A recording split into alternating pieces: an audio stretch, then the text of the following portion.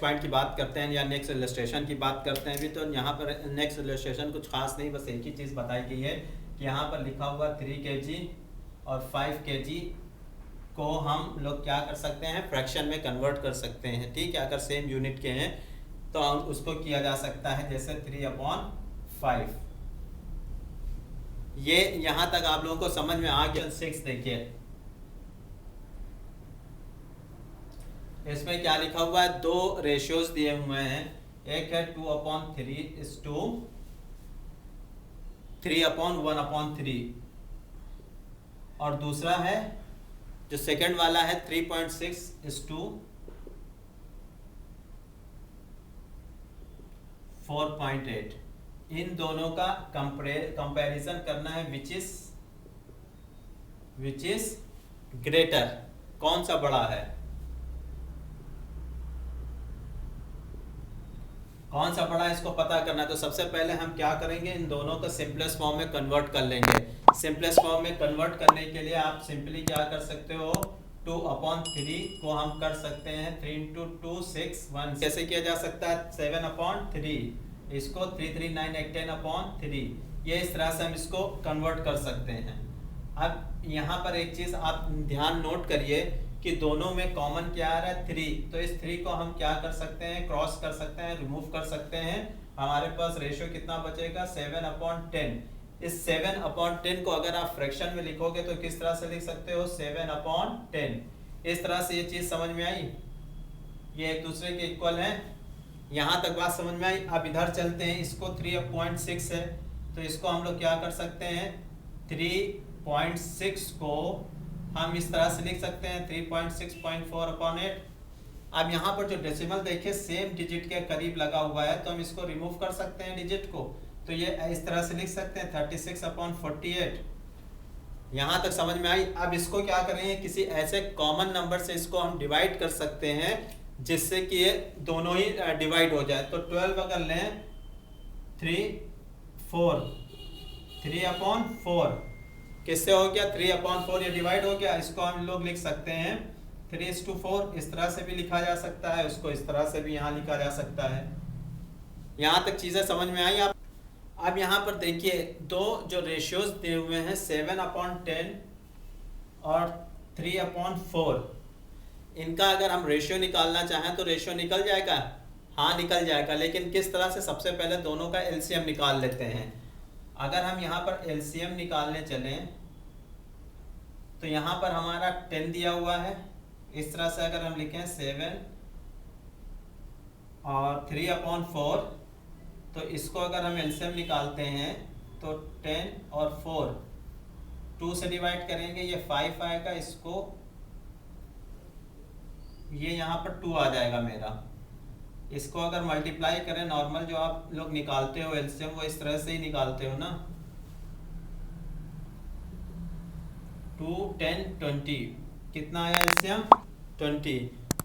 यहाँ तक चीज़ें समझ में आई कि ये 20 आया। अब हम क्या कर सकते हैं कि हम ये 20 दोनों में ही यूज़ कर सकते हैं। कैसे, 7/10 इंटू 20 इंटू 20। यह आपको पता है मल्टीप्लाई किया जा सकता है एलसीएम को दोनों ही रूप में, दोनों ही फॉर्म में। तो ये हो गया 40/200। इसको अगर आप इस तरह से डिवाइड कर दोगे तो 14/20 ये बचेगा। इसी तरह से आप इसको भी कर सकते हैं, सेकंड वाले को 3/4 इंटू 20, डिवाइड और मल्टीप्लाई दोनों ही किया जाता है, ये आप लोगों को पता होगा।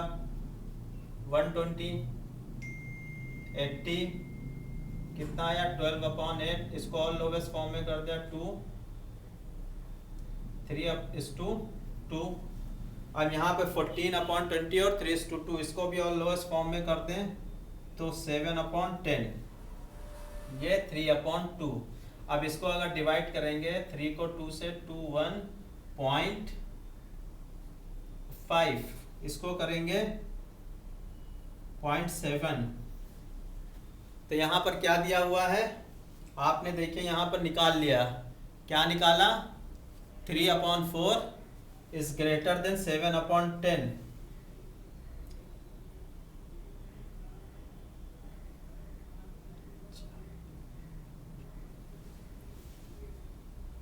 3/4, 1.5 और 0.7। तो इसमें से देखने में कौन बड़ा लग रहा है? ये लग रहा है 1.4। तो यहाँ पर भी आंसर में क्या दिया गया है कि 3/4 इज ग्रेटर देन 7/10। तो कौन सा बड़ा है? 3/4। ये हमारा ग्रेटर देन दिस नंबर। तो यहाँ पर ये समझ में आएगी कौन सा आप लिख सकते हैं कि कौन सा किसका बड़ा हुआ है। तो 3.6:4.8, 3.6:4.8 ये ग्रेटर है कंपेयर टू दिस नंबर। तो यहाँ पर सारी चीज़ें आप लोगों को समझ में आ गई। ये इलस्ट्रेशन पूरी तरह से अच्छे समझ में आ गया। ठीक है, अब आप लोग प्रैक्टिस चलिए। आप इलस्ट्रेशन 7 की तरफ चलते हैं। ये मेरा 7 इलस्ट्रेशन है। इसमें हम क्या बताएंगे? इसमें देखिए लिखा हुआ रौनक का जो वेट है वो 56.7 kg है। तो ओरिजिनल वेट रौनक का कितना है? 56.7 kg। Original wait 56.7 kg। अब दूसरी चीज क्या कह गई? He reduces the weight in the ratio 7:6 और रिड्यूस कर रहा है 7:6 के कंपैरिजन में। अब यहाँ पर हम इसको क्या कर सकते हैं? इसका नया वेट निकाल सकते हैं। नया वेट निकालने के लिए क्या करना पड़ेगा? आपने इसका अगर हम फ्रैक्शन में लिखें तो 7/6 हो सकता है। तो यहाँ पर सबसे पहले मान लेते हैं लेट द रिड्यूस्ड, या लिख सकते हैं let the new weight equal to x। ठीक है, तो ओरिजिनल वेट है 56.7 और माना है x। इसको हमने 7/6 कर दिया। क्रॉस मल्टीप्लिकेशन आप लोगों ने सीख रखा होगा। तो 7 is x is equal to 56.7 into 6। x is equal to 56.7 into 6 divided by 7। x is equal to कितना आंसर आएगा? 48.6।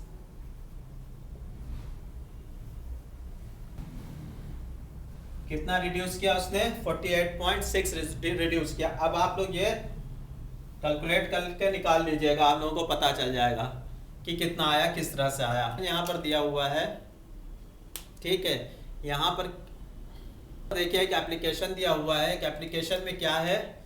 सिंप्लीफाई द रेशियो 1/3, 1:8 और 1:6। ठीक है, इसको सिंप्लीफाई करना है। 1/3, 1/8 एंड 1/6। इसको सिंप्लीफाई करना है। ये आप लोग करके देखिएगा। एलसीएम निकाल के कैलकुलेट करना बहुत बड़ी चीज़ नहीं है। जब निकाल लेंगे तो बताएंगे। ठीक है, तो बताइएगा। तो उसके हिसाब से फिर आगे इसको समझाया जाएगा। 1/3, 1/8, 1/6। अगर नहीं समझ में आएगा तो हमें बताइएगा। एलसीएम है, बहुत सिंपल है, 10th में आपने पढ़ा।